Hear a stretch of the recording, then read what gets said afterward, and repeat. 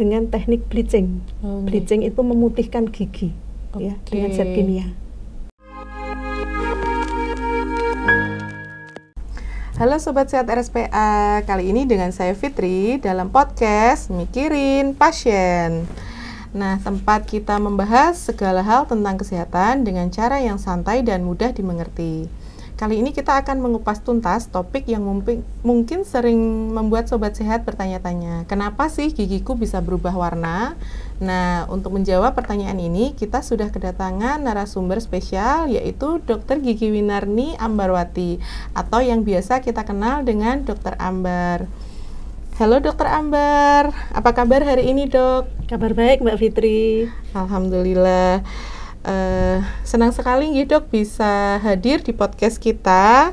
Hari ini kita ngobrol santai saja ya, Dok. Ya, oke. Di kalangan masyarakat umum, gigi yang sehat dikaitkan dengan warna putih cerah, sedangkan gigi yang kurang sehat atau kotor itu biasa dikaitkan dengan warna kuning atau yang agak kecoklatan begitu ya, Dok ya.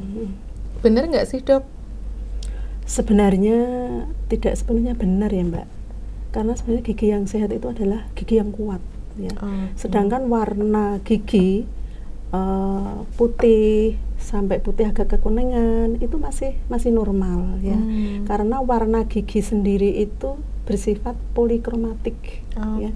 Polikromatik, jadi dia warnanya itu tergantung dari ketebalan lapisan enamel dan juga ketebalan dari lapisan dentin. Jadi gigi sehat tidak harus yang putih. Yang penting gigi itu kuat dan tidak ada infeksi. Begitu. Jadi memang untuk gigi itu sebenarnya yang putih itu belum tentu sehat juga Dok. Tapi mungkin kalau yang gigi putih itu bisa menambah percaya diri, kemudian menambah penampilan kita jadi lebih pede seperti itu.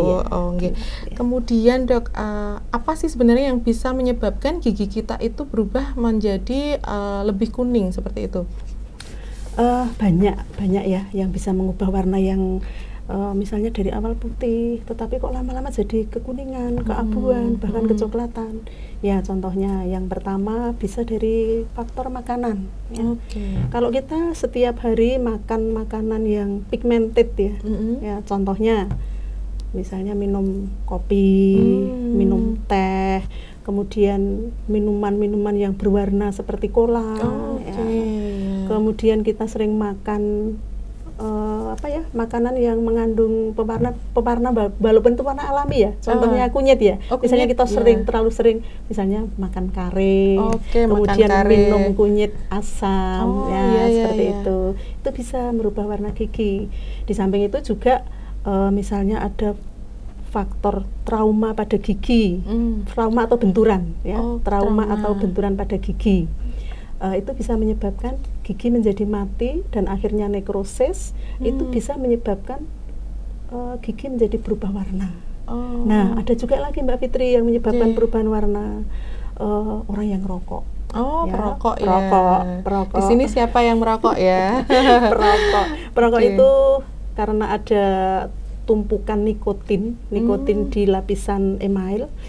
Itulah lama-lama dia akan menyebabkan warna menjadi kecoklatan ya, kecoklatan. Dan itu tidak hilang dengan menyikat gigi saja. Walaupun sudah disikat gigi dengan rajin tidak hilang. Ya, tidak hilang ya. Kemudian juga bisa karena faktor pemakaian antibiotik. Bisa Mbak Fitri ya. Contohnya itu tetrasiklin. Kalau zaman dulu mungkin masih dipakai ya, sekarang sudah jarang sih orang memakai tetrasiklin. Gitu, Mbak.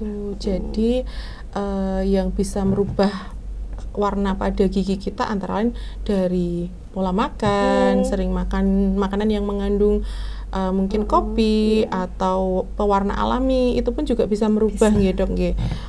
Juga perokok. Ada lagi Mbak Fitri yang belum saya sampaikan ya, yang bisa mengubah warna gigi yang terinfeksi terinfeksi. Misalnya dari karies gigi, ini sangat penting ya.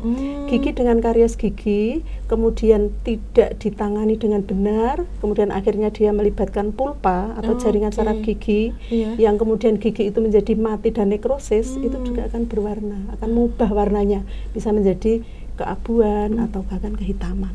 Oh, berarti dari ini ya, Dok, ada penyakit yang memang Ya, menyebabkan ya. perubahan warna Dari pada karies, gigi. dari karies Oke, dari gigi. karies gigi. Ada satu lagi, Mbak. Eh, Gini loh. Zaman dulu Nggih. itu kan masih banyak tambalan gigi yang memakai logam ya. Oh iya, yang Contohnya mungkin amalgam. tambalan yang Amalgam. ini ya, yang tidak ini ya pada dokter gigi ya Enggak, nambalnya, pada Dok. dokter gigi juga. Oh, pada dokter Iya, gigi. tapi dulu itu materialnya namanya amalgam. Ya. Sekarang masih ada juga sih mereka yang bekas dulu tumpatan amalgam. Nah, gigi dengan tumpatan amalgam itu akan berubah warnanya juga menjadi kehitaman. Oh, malah kehitaman Iya, ya, Dok iya, ya. iya, Oh, kehitaman berarti gitu. malah lebih Abu warnanya kehitaman gitu. Kayak giginya mungkin mau mati gitu ya, Dok ya. Jadi warnanya Iya, agak-agak kayak iya, kehitaman. iya. Oke. Jadi banyak faktor nggih, Dok, yang Banyak menyebabkan warna gigi itu menjadi tidak putih bersih lagi tapi berubah warna lain seperti kuning bahkan kecoklatan atau Benar, kehitaman. iya. Nah, oke. Kemudian jika memang gigi kita nih, Dok, sudah berubah warna, nggak putih bersih lagi, jadi kekuningan, kecoklatan seperti itu, ada ini nggak, Dok, metode atau perawatan yang bisa mengubah gigi kita menjadi putih bersih lagi? Ada banyak metode, Mbak. Oh, nggih. Yang pertama, yang paling sederhana ya, Nggih. kalau misalnya perokok-perokok gitu yang giginya menjadi agak lebih coklat ya. Yang paling sederhana dengan scaling. Oh, Ya, scaling itu apa, Dokter? Scaling itu metode kita untuk suatu teknik membersihkan debris, kalkulus, dan warna stain pada permukaan gigi. Ya. Oke. Ya, yang kita lakukan dengan scaler.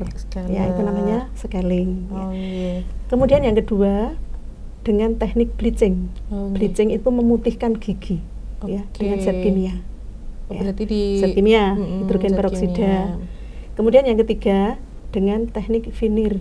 Ya. Oke. Veneer itu melapisi gigi dengan cara yang pertama mengikis enamelnya dulu. Kira-kira Oke. setebal 0,5 mm. Ya. Tipis sekali Ya, ya, Dok, 0,5 mm saja, tapi itu Oke. juga sudah lumayan loh, Mbak. Kemudian giginya kita cetak, kemudian kita kirim ke lab. Itu yang veneer tipe indirect, ya, Indirect. tipe tidak langsung ya. Oke, Nah, nggih. ada lagi veneer yang tipe direct, langsung. Kalau langsung itu kita lakukan langsung di klinik, 1 hari selesai. Nah, itu dengan material resin komposit. Oke. Ya, gitu. Jadi itu tadi untuk perawatan yang bisa dilakukan untuk mengembalikan warna gigi. putih, Iya, warna iya, putih pada menjadi warna gigi. Tadi ada scaling, ada bleaching, kemudian Ya, ada ada veneer, ya, veneer, Dokter. iya, veneer. Pastinya dilakukan oleh dokter yang berpengalaman, Betul, ya, Dok, iya, ya. yang kompeten ya. Nggih. Kalau untuk ini, Dokter, perawatan-perawatan bleaching, veneer seperti itu, apakah bisa bertahan lama atau permanen, Dok? Kalau pengertian permanen itu artinya selamanya, enggak ya, enggak lah Mbak Fitri, enggak. Jadi bleaching itu pada umumnya dengan kita perawatan yang baik itu kira-kira bertahan sekitar 1 sampai 3 tahun. 1 sampai 3 Dan tahun. perubahan warna saat bleaching before after itu biasanya kita hanya bisa menaikkan 1 dan maksimal itu 2 ton. Misalnya awal itu giginya berwarna A3. Gigi itu kan kalau di kedokteran gigi ada anunya ya, ada kategori warnanya. Level-levelnya Dari, gitu ya, ya. ada level kayak level pedes gitu ya. Ada level putih. Iya. Level putih dari B itu yang paling putih. Oke. Kemudian A1, A2, A3, A3,5 itu semakin ke arah kecoklatan. Ya. Oke. Jadi kalau kita melakukan bleaching itu misalnya dari A3 itu kita paling bisa itu hanya sampai ke A1.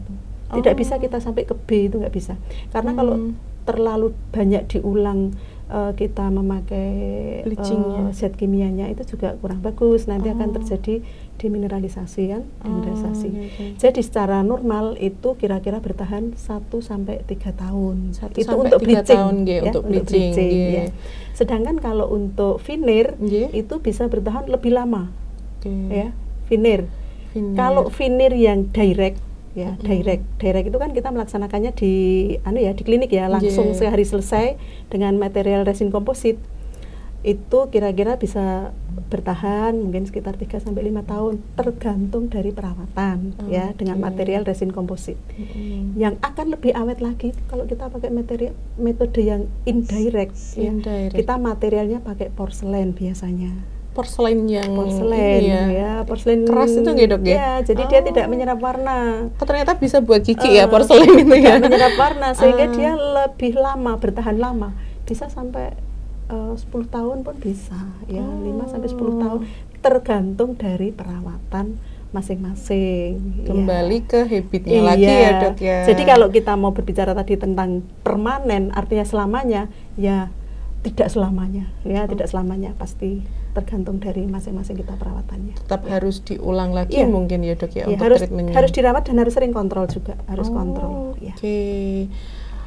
Jadi tadi itu kan ada metode bleaching dan thinner yang bertahannya cukup ini nggih, Dok, nggak bisa permanen tapi ya cukup lah ya untuk 5 tahun 10 tahun bisa maksimal di thinnernya tadi ya, Dok. Kalau bleaching dan thinner itu sendiri bahaya nggak sih, Dok, buat tubuh kita, bahaya untuk kesehatannya? Kalau untuk kesehatan umum ya, secara sistemik sih tidak ada bahayanya, Mbak. Cuman memang kalau efek sampingnya bagi gigi atau gusi ada juga. Biasanya gigi yang sudah di bleaching itu dia akan lebih sensitif. Ya, lebih sensitif, mungkin lebih linu ya, lebih linu karena dia kan ada pengikis, ada demineralisasinya tadi itu dia menjadi lebih linu. Kemudian kalau yang dengan veneer itu juga kan mengurangi mengurangi lapisan email ya. Gigi juga bisa lebih sensitif, itu bisa ya. Jadi mungkin untuk selanjutnya untuk konsumsi makanan juga harus diperhatikan gitu. Tidak boleh terlalu panas mungkin, atau mungkin terlalu asam mungkin juga nggak boleh gitu, Dok ya, kalau sudah pernah melakukan veneer atau bleaching ini.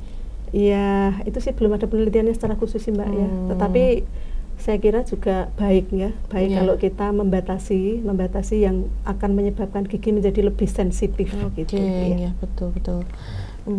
Kalau ini bleaching dan thinner itu apakah sudah bisa dilakukan di rumah sakit kita, Dok? Rumah sakit Pandanarang? Sudah bisa. Baik bleaching maupun thinner, baik thinner direct maupun thinner indirect. Kalau thinner direct kita sudah biasa melakukan, sudah biasa lakukan. Thinner direct yang sangat sering kita lakukan ya. Kemudian kalau indirect juga bisa di sini dengan pilihan material ya. Kalau untuk ini pelaksanaan dari tindakan ini di Poliklinik Gigi Eksekutif atau untuk bleaching dan thinner bisa dilayani di klinik eksekutif ya, setiap hari Selasa. Setiap hari Selasa. Klinik eksekutif konservasi gigi buka setiap hari Selasa. Jadi mungkin sobat sehat yang ingin melakukan bleaching dan thinner bisa langsung datang ya, Dok ya, di Poliklinik Gigi Eksekutif di hari Selasa ya, Dok ya. Di hari Selasa. Untuk biayanya nanti bisa langsung datang ke sini ya? Iya, bisa langsung tanya di poliklinik. Siap. Nah, itu tadi bahasan kita nggih, Dok ya, tentang gigi, kesehatan gigi dan perawatan jika gigi kita berubah warna. Namun perjumpaan kita kali ini sudah harus berakhir, Dok. Nah, sebelum acara kita tutup, ada baiknya bila Dr. Ambar memberikan closing statement. Monggo. Baik, terima kasih Mbak Fitri, Sobat RSPA ya.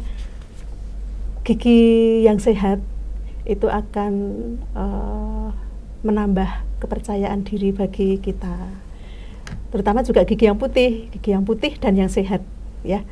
Bagaimana supaya kita bisa menjaga gigi kita tetap sehat ya dan tetap putih ya? Yang pertama, kurangi konsumsi makanan dan minuman yang mengandung warna yang pigmented ya, yang lebih berwarna gitu, seperti tadi yang sudah kita bahas ya. Kemudian yang kedua, tentu saja jangan lupa selalu konsultasikan ke dokter gigi kalau mempunyai masalah tentang gigi yang berubah warna, bisa ke dokter gigi di RSUD Pandanarang. Dan jangan lupa juga untuk menjaga gigi supaya tetap sehat, selalu membersihkan gigi setiap kali sesudah makan dan terutama sebelum tidur. Dan jangan lupa juga pesan kita ya, setiap setahun sekali sebaiknya kita melakukan scaling. Kemudian setiap 6 bulan sekali kita kontrol ke dokter gigi. Oke. Demikian Sobat RSPA. Luar biasa, tepuk tangan untuk Dokter Ambar. Terima kasih sekali untuk Sama-sama. saran dan tipsnya untuk pemirsa Sobat Sehat RSPA. Demikian perbincangan kita dengan Dokter Gigi Ambar. Semoga perbincangan ini bisa membawa manfaat bagi kita semua. Sehat bersama RSPA. Wassalamualaikum warahmatullahi wabarakatuh.